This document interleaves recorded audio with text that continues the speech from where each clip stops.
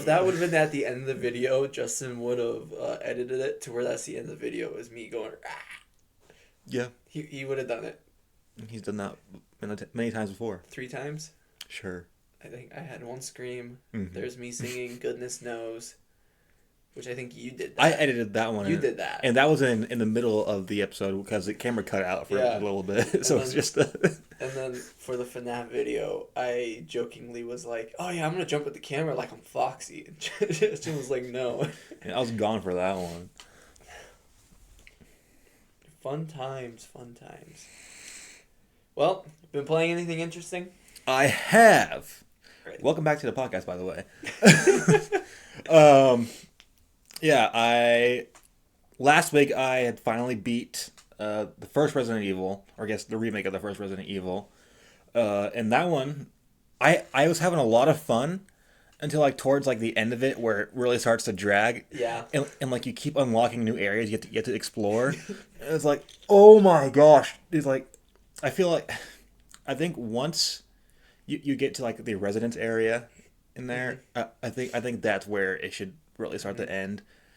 But then you go outside again, and you're in like I don't know what area. There's like an underground area that you get to explore, and other areas. And it's just like, all right, let's just wrap it up, please. But it was still a good experience. Yeah, you go underground, and then you go back up top, and then you go back to the mansion, and then you go underground again. Because I was having a blast navigating the mansion. Mm-hmm. And then we go outside, and you get to the shack that's outside, and then the residence area. Mm-hmm. And I was like, all right, this is pretty good, and it feels like maybe like a good natural place to have like a finale, and then it keeps going and going and going. And there's more and more to explore. Yeah. Like, okay, what are we doing? And then so I finally got to the ending, and I'm playing as Chris Redfield. The other option is Jill. And then I get on the helicopter, and I realize I got the bad ending. I didn't save anybody.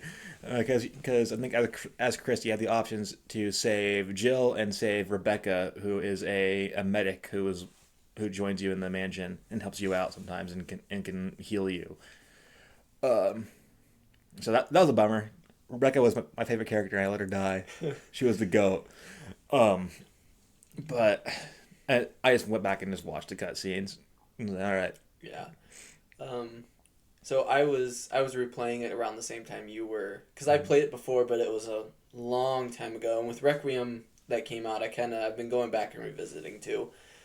And so I was playing it, but unlike you, I was playing as Jill. So like we were talking about things that were happening, and we are like, "Well, that's different." I go, "Who are you playing as, Chris?" I was like, "Oh, that explains it." Yeah, see, playing as Chris it's like playing on hard mode. Because Chris has like 2 less inventory slots, so unless I messed up and had an easier mode, but I thought I hit regular. No, I checked. Jill always has more inventory. Okay. And so like I have to do like a lot more like going back and forth from the chest to put items in there and take them out, and so that was also annoying. But honestly, I enjoy going back to the save area, the music, with the chest, because I like that music. The music.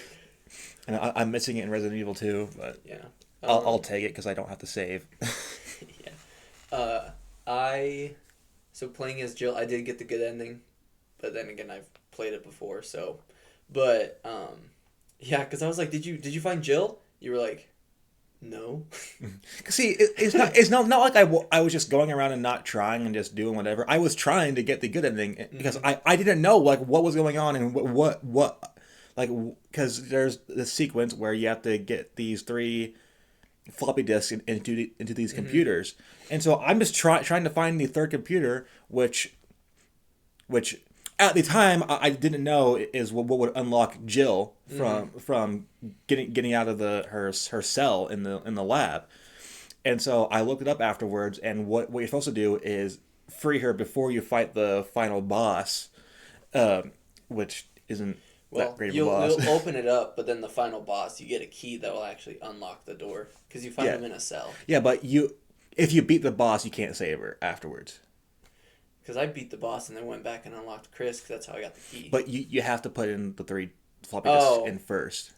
That's okay. Because I did that first, then fought the boss, and then Mm. got the key and went back. Yeah, so I couldn't have saved her because I had already beat the boss before I put the last disc in, and and on accident didn't know that this was like the end of the game. I thought I was still gonna maybe find Jill or not, and then I go outside and I hail a helicopter that comes and save me, and I get on it alone and I fly off and we get to the credits. It's like, oh, well, that Yeah, sucked.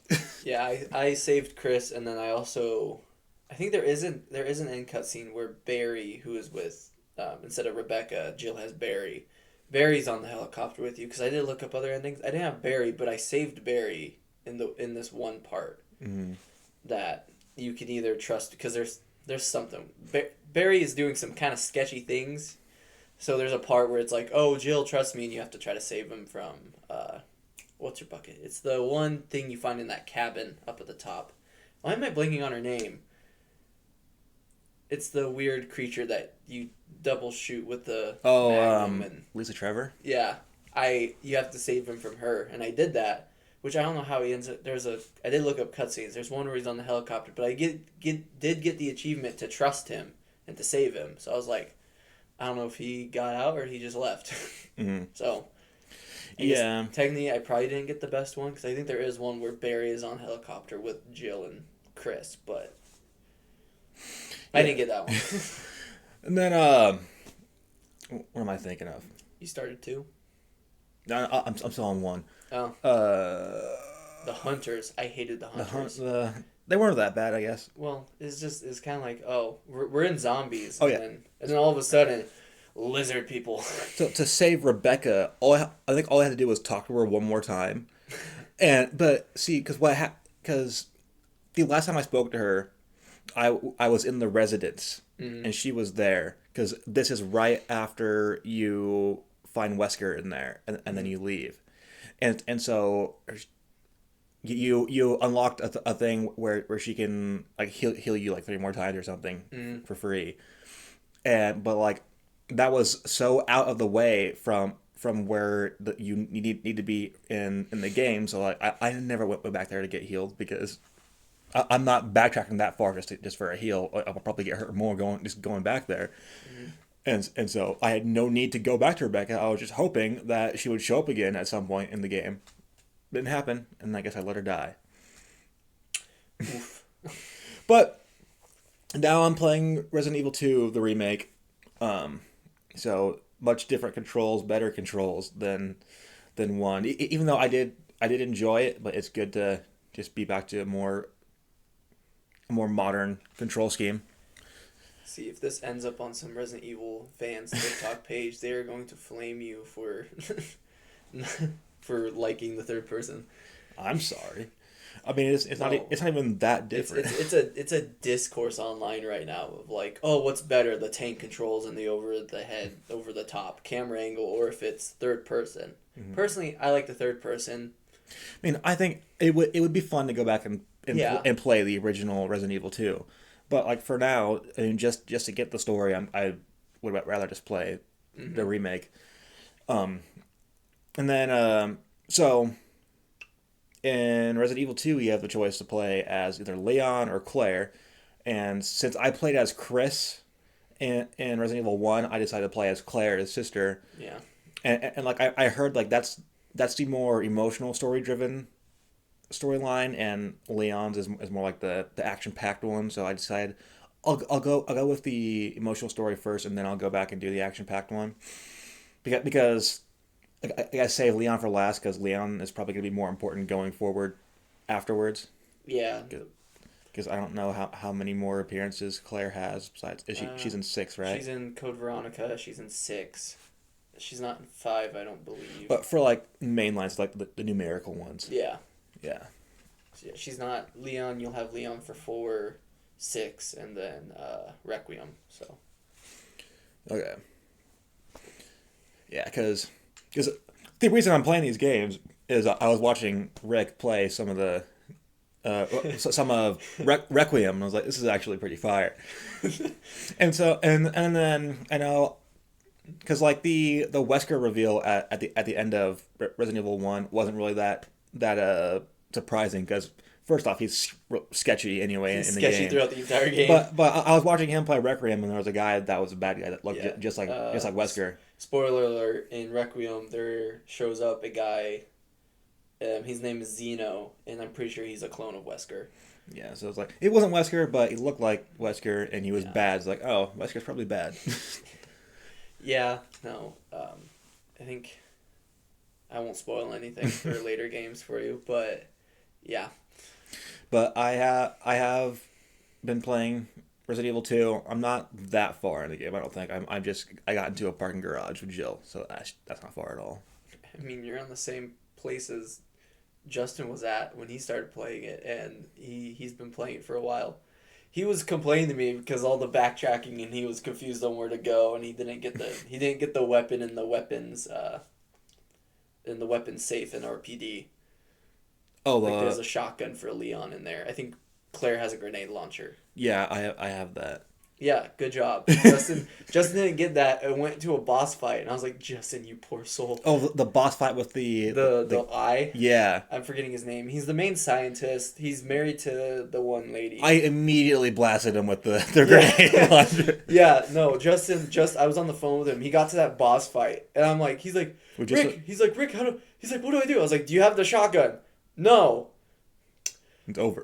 May God have mercy on your soul. He did it.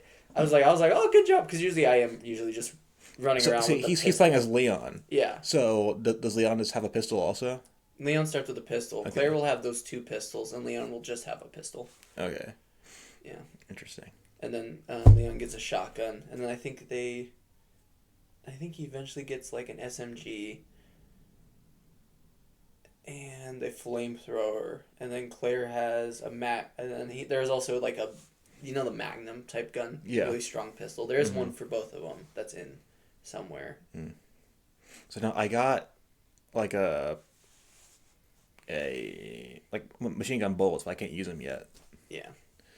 But yeah, so now I have to find a key to get out of the parking garage because Jeffrey Epstein stole the little girl.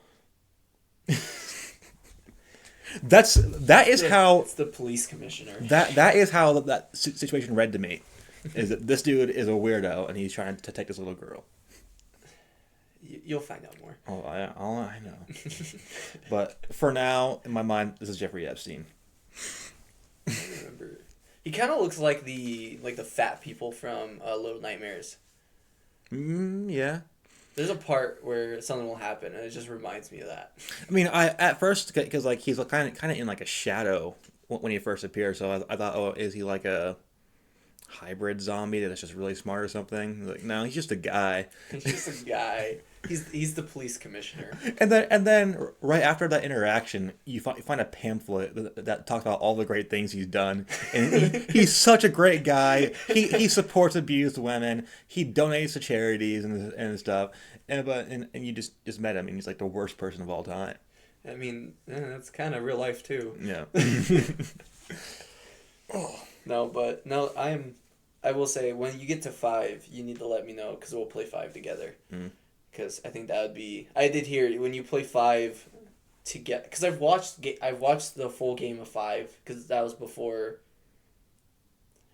I don't know. This is like forever ago. I think I watched people play 5, and when I was going, so I was like, oh, I already know the story. I really don't want to go back and play it. And this is before I had money. So I can now just buy these games and play them. But this was like back then when I played. We're adults now. I played 7 first, and then I played 8, and then I really didn't have any desire to go back and play the other ones because I was like, there's no real good way at that point because we didn't have the remakes yet.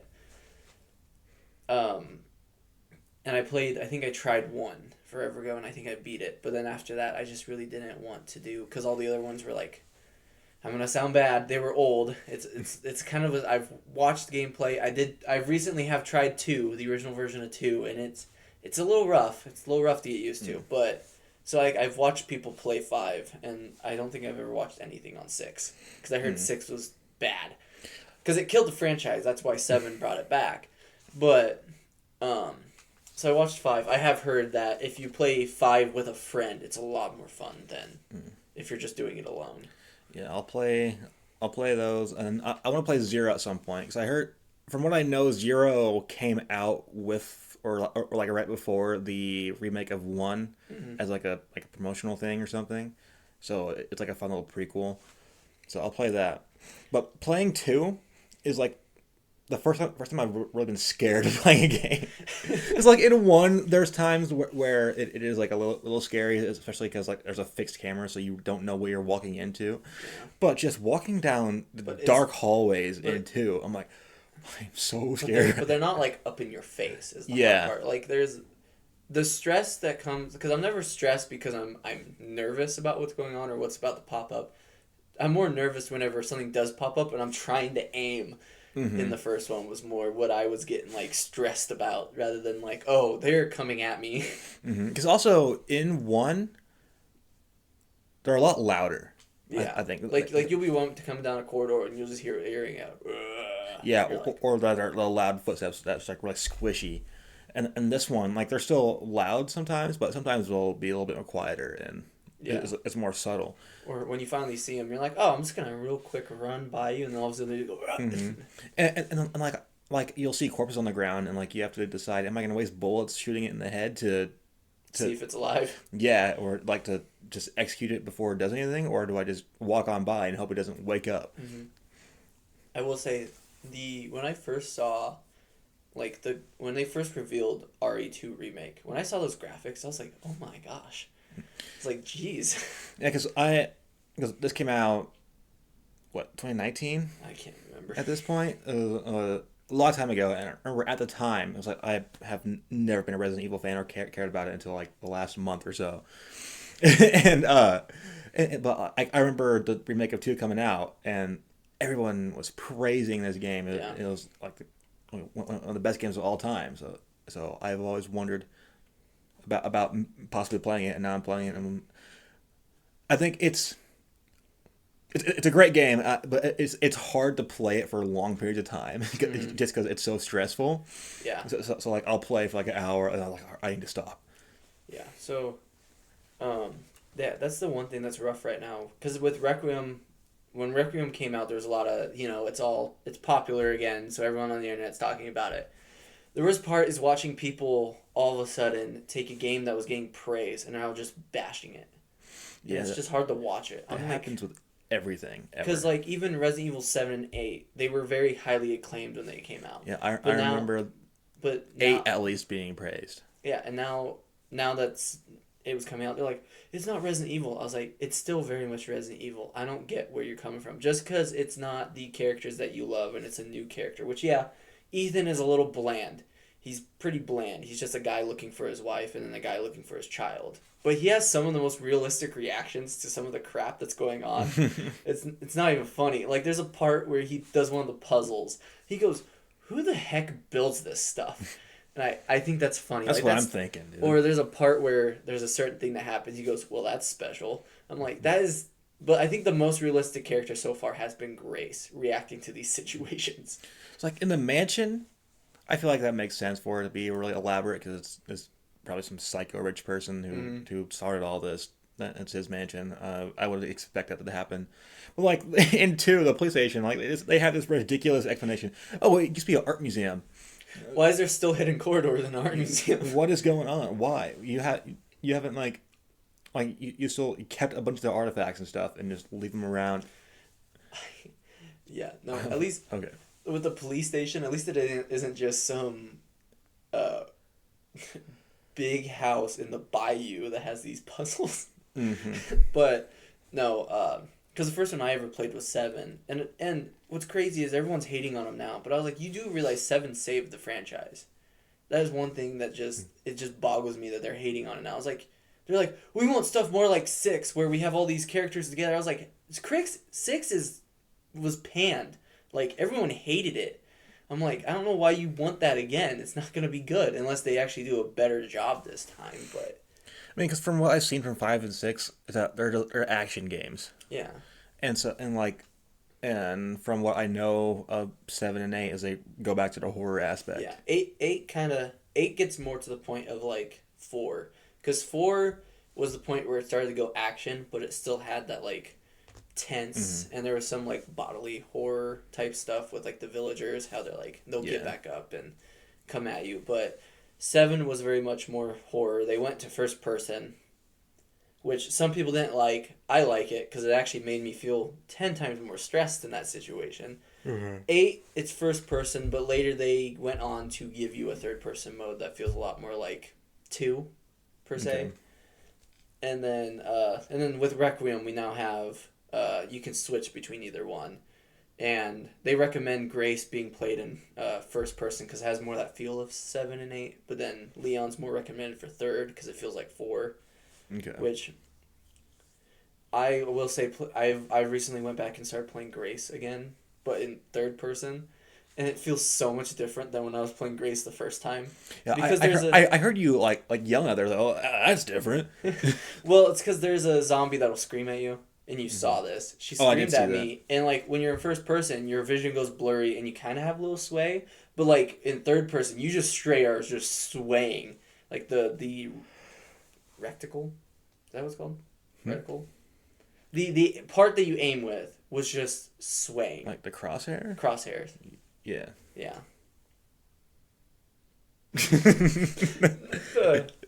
Yeah, the crosshair was just going all over the screen. I was sitting there like, oh, okay. Okie dokie. And that was kind of stressing me out. I was like, well, this, at least, that is one thing that I think I did like, is that with that option, there's like another level of playability again, because you can see how these cutscenes are seen in these different ways. Because Grace, there is new cutscenes where, like, in first person, they show you reaching behind something, but in third person, there's, like, more movement. She's doing stuff. So, like, the fact that they went in and did both is really nice. But... Yeah.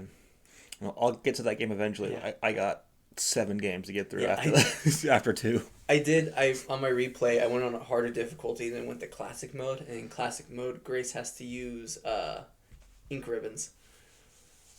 So right now I'm running around with that, and they do not give you a whole lot of ink ribbons. Yeah, that was annoying in playing in 1, because like you need ink ribbons. And in 2, you have the option to save at the typewriters, but like it's not required because there's gonna be like save points just automatically. But like in a hardcore mode, you'll have to use ink ribbons. And, like, I'm not doing that.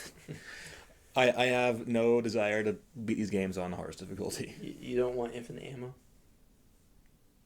Is there a reward for doing it? I'm pretty sure that's a reward for doing it. I've never done it. I really should go and try, because I've gotten to the point where when I play through it, whenever I come back and replay it, I usually cruise through it because I know the game pretty dang well now. But I really should go back and actually try it on the hardest difficulty and see how I do. Because I checked how long the game was going to be, and it said that it'll take like 4 to 6 hours for a new player to get through it, but like a seasoned player can get through it like in like 2 hours. When I replayed 2 recently, before I went and I kind of started playing 4 again before Requiem came out, I think my Leon playthrough took me 3 hours. Just in one day? Yeah, kind of. I have actually played it in like one day, and I think that one day, I sat and played it for 4 hours straight and beat it. I think the only game I've beaten in one day is Arkham City. I've done Arkham Asylum in like really quickly.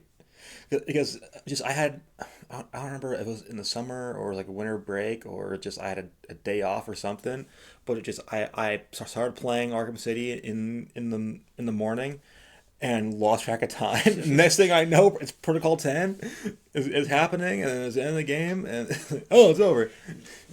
Jay, wait a minute. I know ball, okay? I have beaten on the PS2 Scooby-Doo Night of 100 Frights in like one day.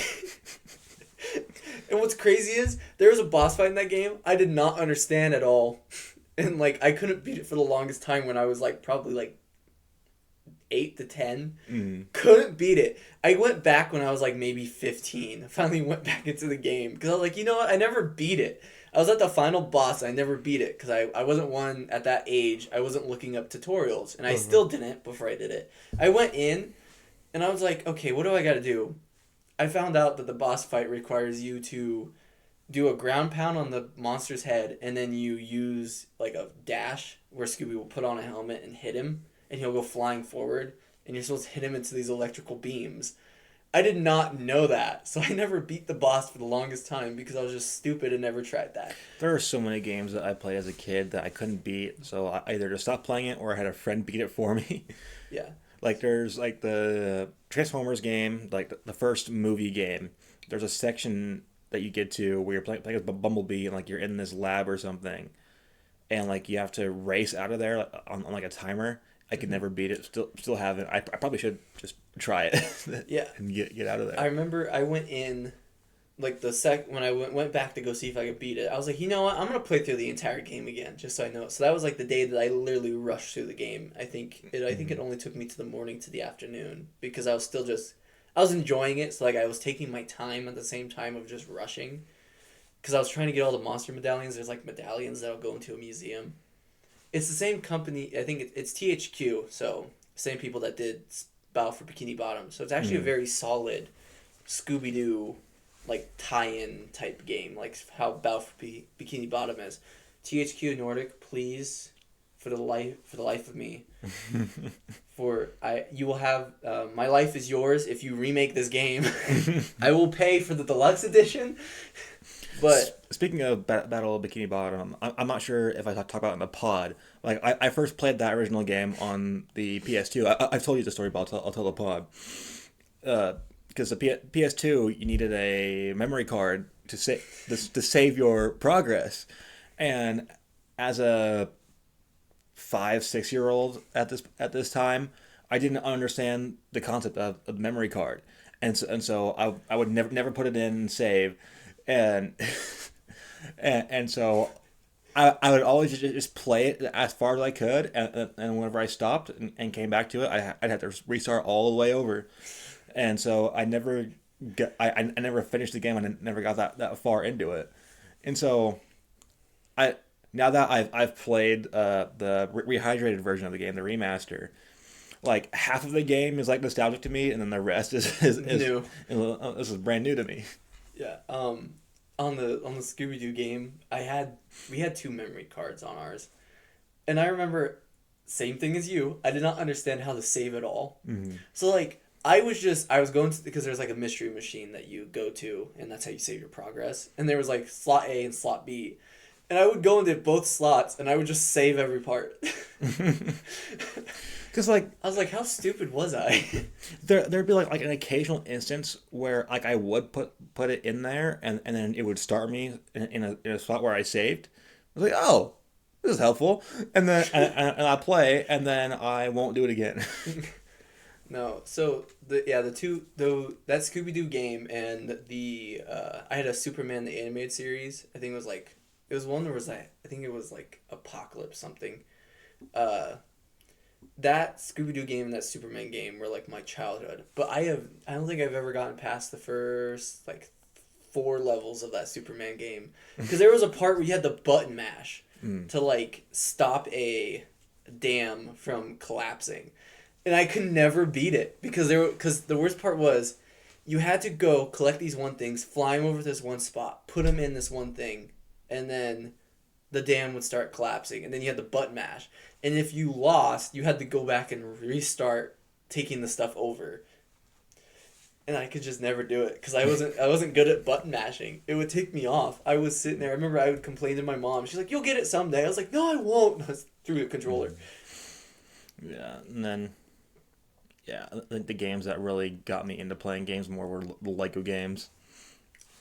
Also at that point I had an Xbox 360, which did save automatically. This is a good transition to the movie we're supposed to be talking about today. Yeah. I wonder what we're going to talk about. The thing that really got me into gaming, because I had those games, but like I would play them once in a while and they were fun, and we had like other games, but I really didn't touch them a whole lot. My older cousins had an NES and a 64, so I would always play Mario, which transitions us into the movie we're talking about, the Super Mario Galaxy movie. Mm-hmm. So, what'd you think of it, Jay?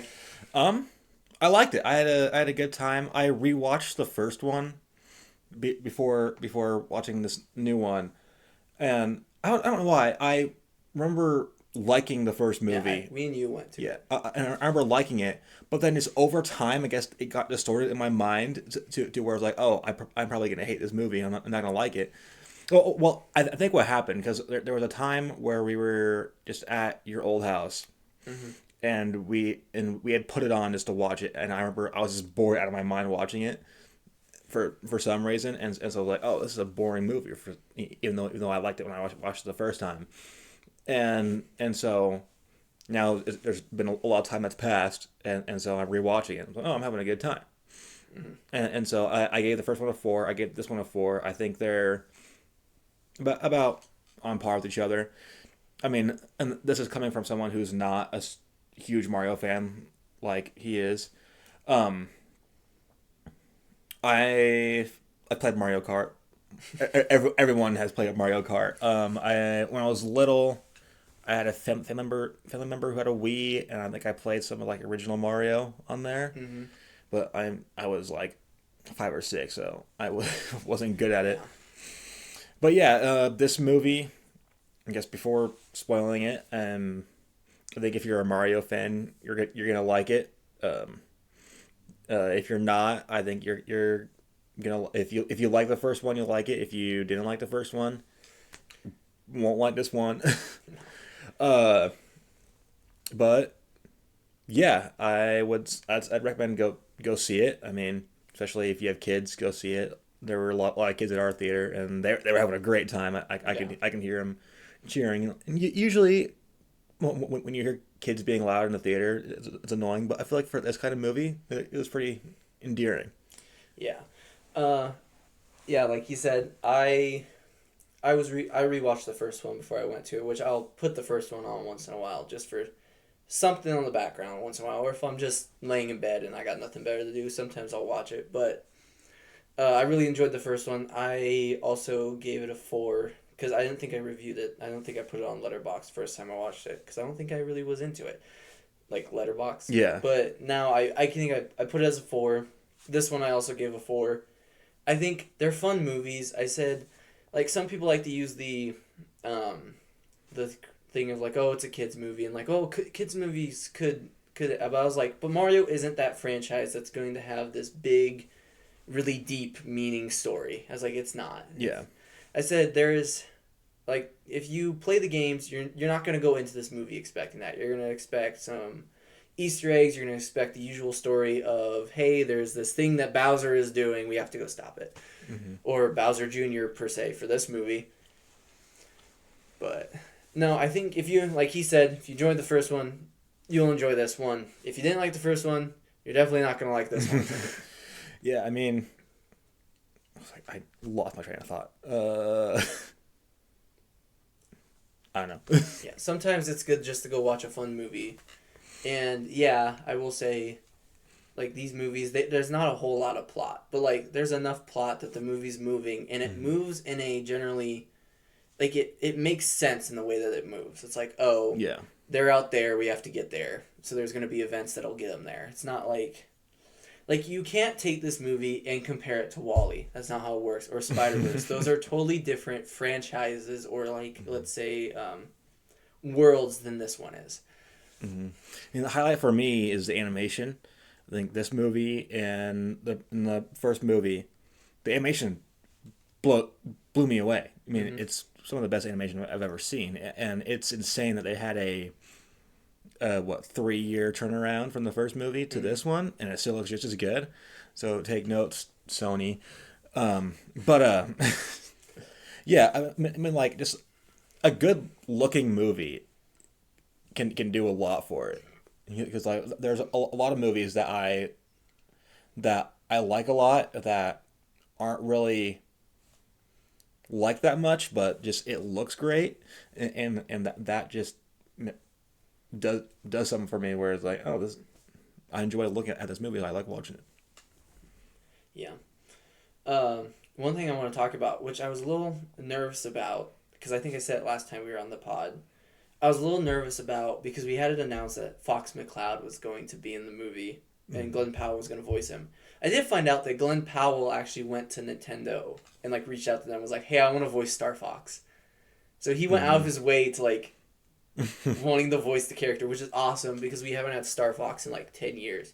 So, but I actually thought Fox McCloud was actually very fun in this movie. Like him and his interaction with everyone else, and like the spaceship fight was kind of cool. Yeah. Some people might not find that because like, oh, I'm here to watch Mario, but I was like, oh, it was kind of cool seeing him. Yeah. And like it's kind of cool seeing people talk about Star Fox again. Because I think the last one was Zero on the Wii U, and that thing was not well liked. Yeah. I guess we can probably start getting the spoilers now. So the plot of this one basically is Bowser Jr. is trying to free his dad. Yeah. And he kidnaps Rosalina. Yeah. From her little spaceship. Yeah. I can't remember what it's called. Yeah, you can call me a fake fan. I can't remember what it's called. I was literally playing Galaxy like 2 days ago. But he wants her magic ability or whatever to power the Death Star. The Boomsday weapon. The Boomsday weapon. Yes, because his dad, because Bowser would tell him a story at night about how they're going to create a mega weapon and their own Bowser land. And there's so many times where I have to remind myself to not think about the logic. Yeah, because if I were a huge Mario fan, it wouldn't be an issue. But just as a normal viewer, there's so many times where like, how does this, where does this make sense? Like, who is Bowser Jr.'s mom? See, at what point was he abandoned, and why does he wasn't abandoned? He was put in boarding school. Was he? Yeah, that's what they say. He said, "I left you off in boarding school," and he's like, because they say later that when he left him off, he told him, "Never keep your guard down, because people will stab you in the back." Okay, then how long has he been away from Bowser? I don't know. How long is? Never mind. I don't know. You're asking about logic with a guy who uses power-ups and a big lizard and a big monkey. The real question is who is the mom? Who's the mom? Because he's so hyper focused on Peach. Clearly, he had somebody. No, in Sunshine is the introduction of Bowser Jr., which is the second 3D Mario game. Because you have 64, Sunshine, Galaxy 2, and then Odyssey. Sunshine is an introduction of Bowser Jr., which is where he has that paintbrush that he's using, that he's turning into, that he like puts on that armor and he looks different, which he kind of does in Sunshine, but cool. It's not to that extent. He more looks like in this movie like he does in Wonder when he has a Wonder Flower, but I think it's just a reference to that. But in that one, he frames Mario for like doing all this destruction when it's him. And then he proceeds to like, he's trying to kidnap Peach because he's like, I'm trying to take my mama back. And she's like, your mama? Is what Peach literally says in the game. And Bowser explains like, oh, at the very end after you beat the game, he's like, by the way, Peach is not your mom. But there's no explanation. It's kind of no different than like, I'm trying to think of, kind of like there is a reveal in this movie. I guess I could probably just say it. Yeah, there is a reveal in this movie with Rosalina and Peach that in the game isn't a thing. There's like there's game theory that a thing where they're thinking like, oh, there's like, what was that? I don't know. There's certain like, I can't remember what the theory is. 1 second. Your phone's on silent, Rick. I didn't know it had to be.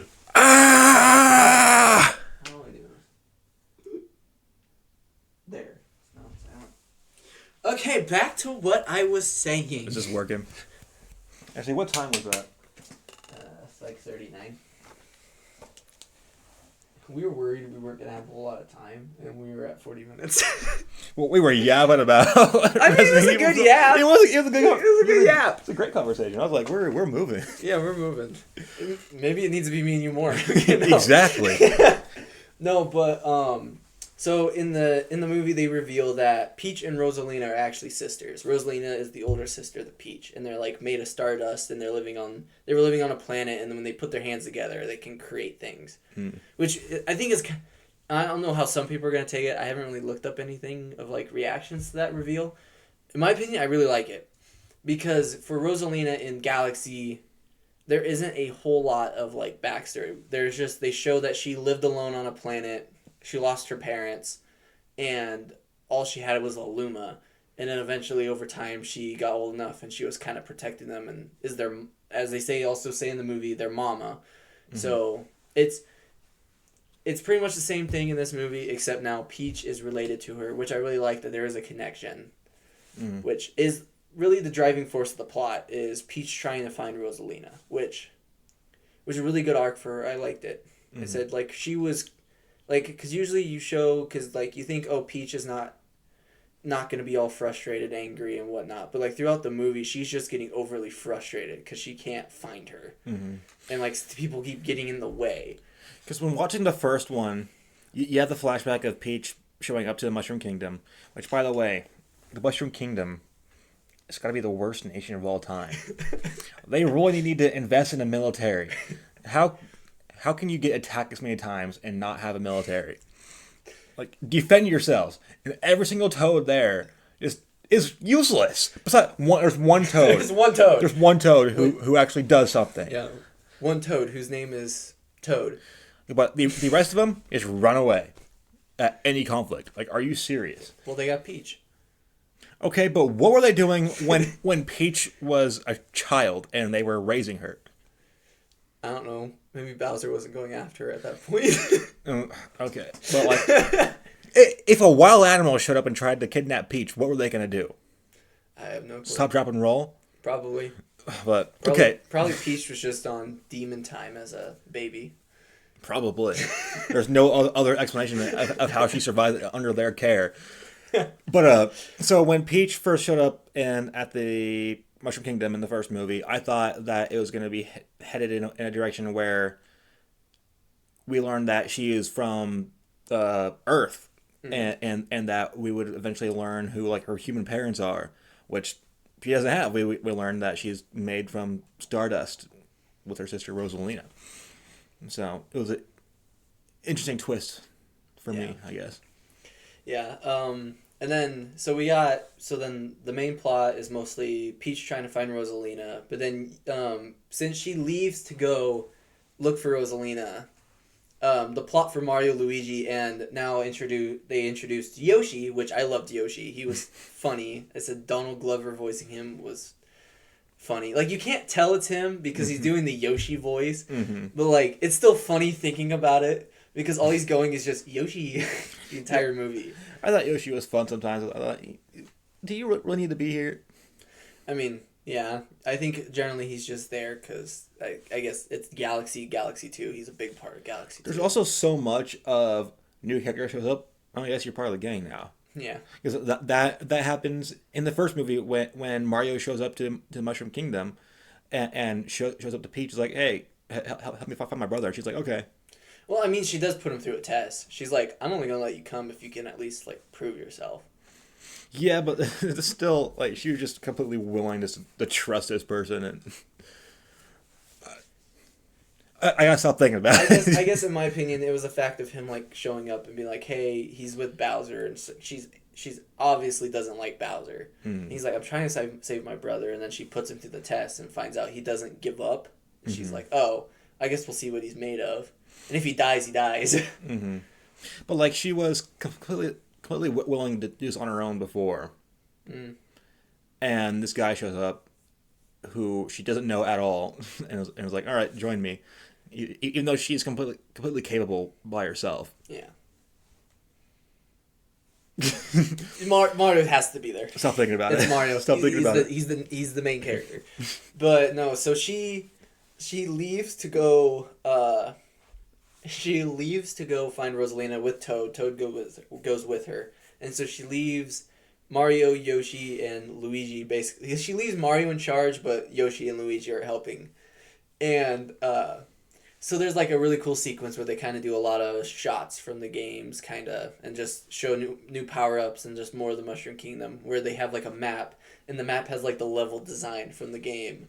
And so they're just going about and just saving, which comes from your military comment, where's the military? Because they're just going around saving these toads, which was a fun little montage of them doing stuff. Like the Hammer Bros fight and the I thought it was like when Luigi gets the frog, hops up and just body slams the fish.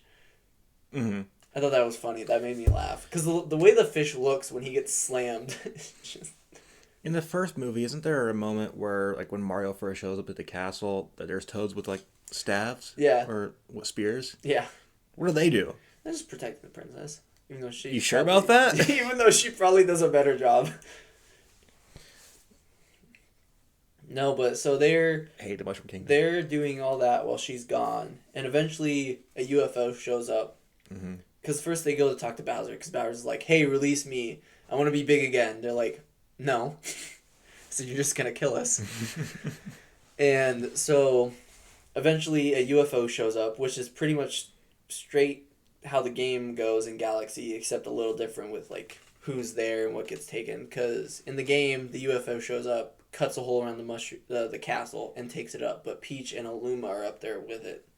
Mm. And then Mario, of course, gets sent out to space because he gets on there, but then Bowser shoots him off. No, Kamek launches him off into space. So then Peach sends the Luma, and it sits in his hat, and that's how he travels through space with it. Okay. So it's a little different plot, but they do that because Peach is a lot more of a active protagonist in the story more than she is in the game, which I kind of like. I think it differentiates it. I think they do a great job of kind of making her a really cool, very strong character, but also not like totally just dissing, like just putting Mario in like the shadow. Yeah. And they do a really good job of that. Like everyone is competent, and that actually makes me very happy. Mm-hmm. Because it makes sense. She lives in the world. I feel like she'd be competent. She has to be. The toads aren't Yeah, doing the toads aren't competent. No, but no. So it kind of happens the same way, but he's more doing it to get Bowser back, and then Mario, Luigi, and Yoshi are trying to stop him. And of course, eventually the castle does fall into another galaxy because it does get. I originally, when they were taken into space, I thought when it fell, it just went right back to the Mushroom Kingdom. No, it turns out they were actually at another galaxy because they're in the Honeybee Galaxy, I think is what it is, because the big bee lady. Yeah. Which then is really funny scene because they found Bowser, and I chuckled pretty hard with the one part where he's running away. He goes, "You can't catch the wind." That was funny. He's like, "I think I just did." And then, no, and then he's trying to goat Mario into like, "Hit me, come on, hit me, make me big again." Mm-hmm. Bowser's arc, I'm not sure how I felt about, because he's at first like he's playing Mario and Luigi, obviously, like he's not really on their side, and then eventually he's kind of actually bonding with them, and is sympathetic to the point where when he reunites with Bowser Jr., he's not sure about doing this, and then just for some reason he just goes, I'm full villain again. Yeah, that was one thing I was kind of hoping they'd go into, but like I had a feeling he was going to. That's the only bad thing. Yeah. I was like, Bowser kind of needs to be a villain. It's just kind of how it works. Yeah, it was cool seeing was it the Bone King or something? Yeah. They in the game he's called Dry Bowser, but Okay. I think he says I'm the Skull King. Yeah, something like that. Yeah. Which that was cool because I think he mostly shows up when he is Mario New Super Mario Bros. DS. You defeat him the first time in the first castle, and he falls into the lava, and then he kind of comes back out as bones and then goes back in. Mm-hmm. So then later in the game, when you fight him again, he's Dry Bowser. Mm-hmm. I think that's like the second to last castle. And at the very last castle, Bowser Jr. throws him to a pot, and Kamek mixes it up, and he comes back as regular Bowser. Well, when Mario dropped the bridge on him and he falls in, I was like, "Whoa!" He actually just tried to kill them in this kids movie. Yeah, and then Bowser Jr. comes out and is just like, "Papa." I was like, "Wow!" And then of course, I was like, me and Justin looked at each other and we were like, we knew it was coming. But no, it was cool. It was cool seeing Dry Bowser. So I'm assuming sometime in the near future we'll probably get that. He throws him into something and Kamek turns him back to Bowser. But it was cool seeing Dry Bowser though, because I don't think he makes a whole lot of appearances in the games other than I think DS. Unless I'm wrong, fact check me. So, in middle school, junior high, I was a big. I wasn't a Mario fan, but I was a Super Mario Logan fan. And so, if you don't know, it's this channel where at the time they had like Mario puppets and plushies that they would make videos with that were not kid friendly. Now that they got screwed by Nintendo for copyright reasons, which Yeah. is probably valid. So they have their own original puppets that look adjacent to the characters that they were before. But so I used to watch those videos all the time, and so like were the characters like Mario and Rosalina and Jeffy. Jeffy, the best Mario character, but Bowser Jr. and was it the Magic Koopa? I can't. Kamek. Is that what his name is? Is it the one with like the wizard robe? Yeah. Thing? Yeah, it's Kamek. So whenever I saw Bowser Jr. and Kamek on screen, all I'm thinking is, oh, it's Junior and Cody from Super Mario Logan. And so that just made me laugh in my own head. No, I will say I did notice in this movie, it's probably one of my complaints just because of the title of the movie, but I was hoping we did get quite a bit of Galaxy, but for the movie being called Galaxy, I was expecting maybe just a little bit more. It kind of felt more like they took, because Yoshi's in it, you had Super Mario World, they had bits of like Mario 2 with like the, I'm forgetting his name, the frog dude from the casino. Because those and him and his like lackeys per se are like the main villains of Mario 2. And then you also had a little bit of Sunshine with Bowser Jr.'s brush. And then heavily, I thought it was like a kind of a mix more of Odyssey and Galaxy more. Because you had like a lot of things that were just... Because you had like the dinosaur when they're on that one planet that's chasing after them. I thought that was a reference to probably Odyssey. Also, then they had that dragon. Also, I will admit, during the dinosaur scene, I spaced out. I have no idea where the dinosaur came from. They landed on that planet, and then they were walking around, and they heard sleeping on a tall brush, and Toad walks through. And Okay, so the dinosaur. It was just there. Okay. Yeah. Oh, and Yoshi Island. I do remember them waking up the dinosaur. Yeah, because you have, and Yoshi's Island kind of, because they're kind of going with that dinosaur. There's a part where Bowser's trying to tell his son, to Bowser Jr., don't kill him. Like, they're actually kind of cool. So he shoots him with a ray, which was kind of cool. When that case opened up, I noticed like two things that I was like, oh, there is a flood pack, which is like the water pack Mario has in Sunshine, which is the game they introduced Bowser Jr. But also on the right side, there is a poltergust, which is the thing Luigi uses in Luigi's Mansion. I was like, oh, this is kind of cool. So like they have those, which I'm hoping Luigi gets a Luigi's Mansion movie.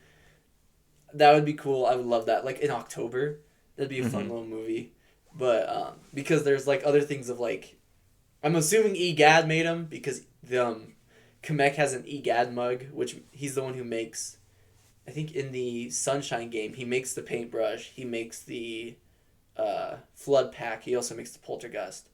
He's like a scientist who he's not evil, but like he doesn't really care. But it was kind of cool seeing that stuff. But he shoots him with a gun. He shoots him with like a blaster, which I think it's an old Nintendo product. But shoots him with a blaster. It turns Mario and Luigi into babies, which is something from like Yoshi's Island, because Yoshi's carrying around baby Mario throughout that game and protecting him. So it was kind of cool seeing that. Which yeah, and this happens out because like when they get turned into babies, they fall into Star Fox's lap and just start messing with the controls. And it was funny. They land. He's like, it's just a scratch.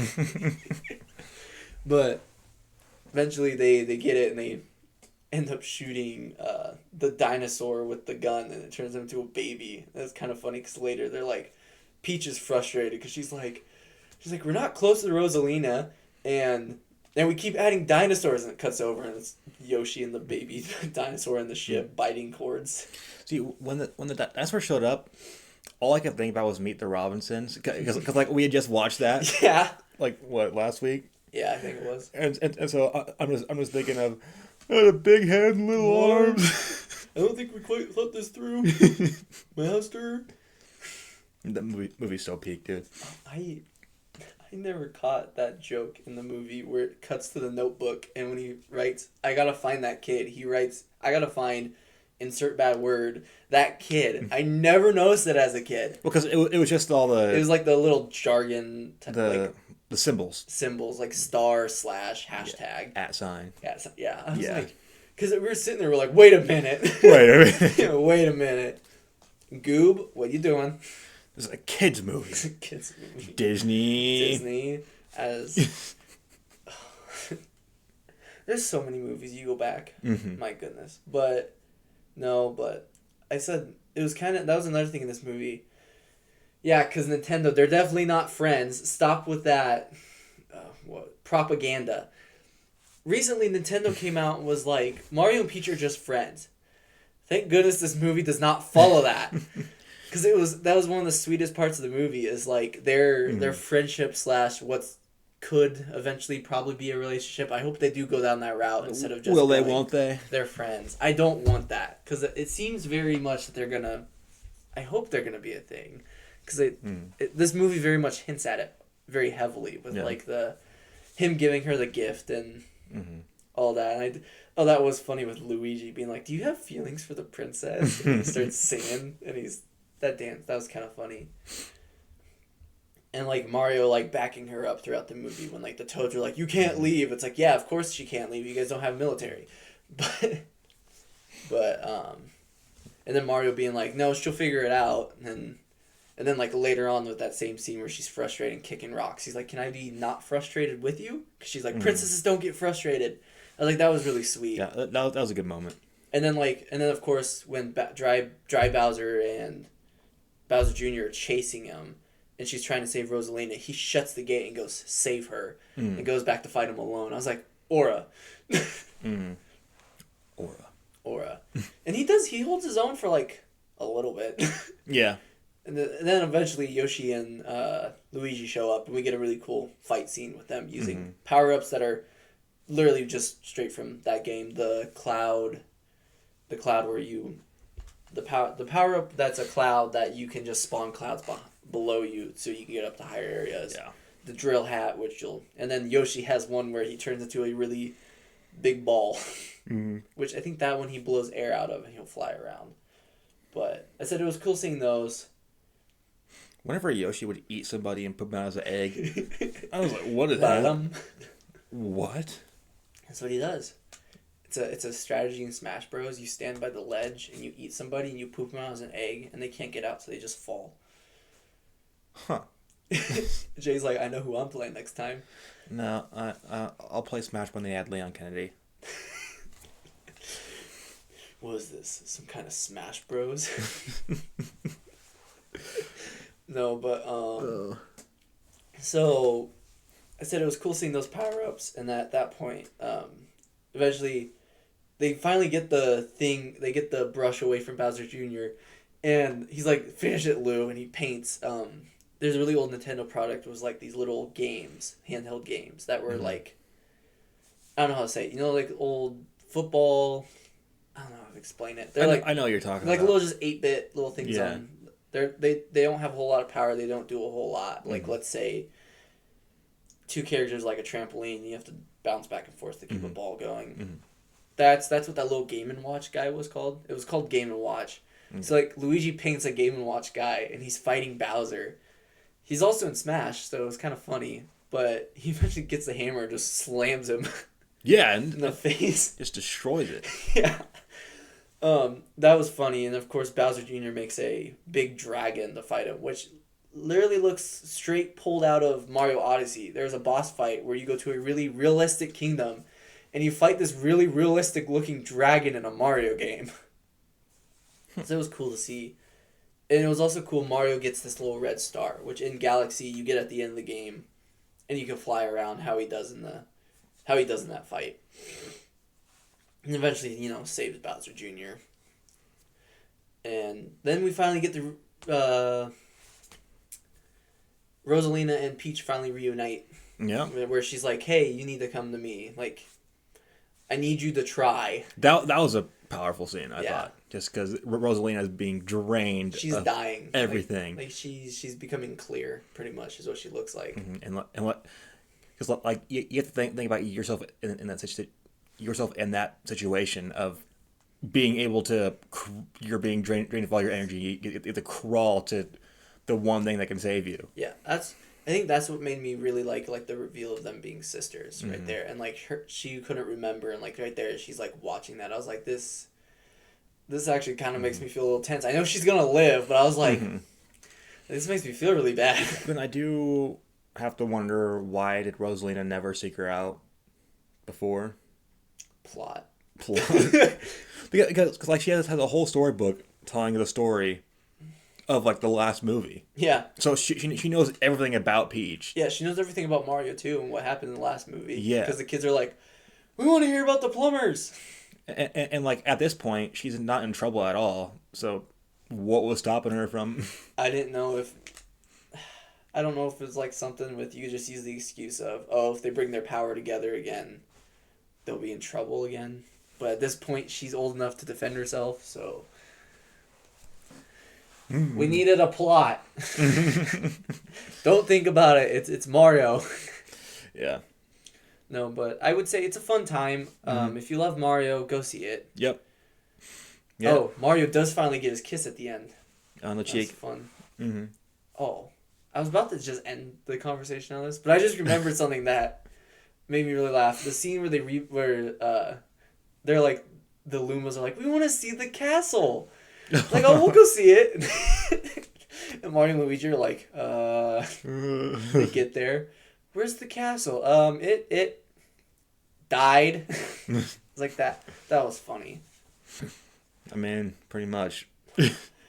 Oh, that one. Oh, there is one other thing. Because they have a part where they show 8-bit and they're building it again. So, like, see, I was thinking of that part and thinking Mario Maker. But then it just reminded me of when they're trying to get to Bowser and Bowser Jr., Mario and Peach are going through this really elaborate level that looks like a child made a Mario Maker level where they just have a bunch of crap trying to kill you. Yeah, I was thinking that because I watched you play some of that game. Yeah, where it looks so terrible. Because you were doing that one level. I think I couldn't beat it. Cause I think you were beating it. It was you're trying to be a time. Yeah. And like you were always like 0.02 off or something. Off from beating the record at the moment, which was like, I think it was like out of like a lot of people. I was like, yeah. ugh. Yeah. No, but that was kind of cool. There's a lot of cool stuff in it. I think it's fun. It's like you just got to turn off your brain. Yeah. It's not going to be WALL-E. It's not going to be Spider-Verse, but I think it's fun.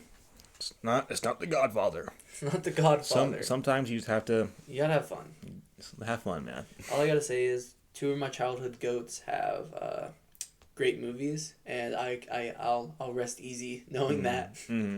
Because we also, right before this movie, we got the little teaser that came out like weeks ago. They put Sonic 4. Yep. So that was cool to see. Also, Shrek is going back to theaters. Absolute cinema. Yeah, so our theater's getting the re-release. 25th anniversary of Shrek. Yep. Which is... When is that? May? Sometime in May. All right. Mark your calendars. I think it's like the 16th. Maybe. We'll figure it out. I don't know. What's the time right now? We're at an hour. We can do a quick Daredevil discussion. I mean, do we need to? I don't care. It's up to you. I think it'll be better just to go to next week. We're mid-season. Do you want to talk about it? 4K, sure. I mean, there wasn't a whole lot of the last two. Yeah, there was a really fun like one take scene. Yeah, that was awesome. I mean, still, it's a pretty good season so far. I'm having a good time. So far. I will say, this isn't very kid friendly to this movie, but Invincible has been pretty good so far this season.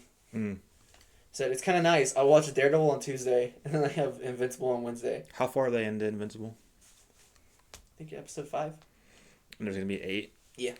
I should probably get to watching that so we can review it. You should just start watching it because I have no one to talk to about it right now. I showed you a TikTok today. I just want to see your reaction to what it actually means. I've been locked in with playing Resident Evil. And then I got college classes and stuff I have to do with that and homework. No excuses. Once summer hits and it's just work, I guess that's not gonna be much more free time, but it'll be something. Don't have to come back and worry about getting assignments done. Yeah. But I guess, have you watched the Super Mario Galaxy movie? And what'd you think about it? Comment below. Did you like it? Did you hate it?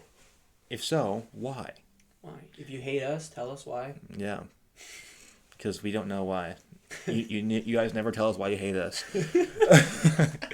Have you played Resident Evil? Have you played Mario Galaxy? Yeah. Did you watch Daredevil? We talked about it for like 2 seconds. 5 seconds ago. We should just make the thumbnail Daredevil. Mm-hmm. Mario Galaxy movie. And it's just instead of Mario flying, it's Daredevil. Mm-hmm. Also, you probably saw Justin for like a minute in this video because he did do a out of theater reaction. Unless you skipped it, because I would have. Yeah. We don't like that guy. That's why he's not here. We kicked him out. I mean, he's dead. He's definitely not gone because there's a holiday. Poor K. But yeah, I guess that's the end of the episode. Follow the letterboxes. Yep, follow down below. everything down below. It's all the social media. Bye.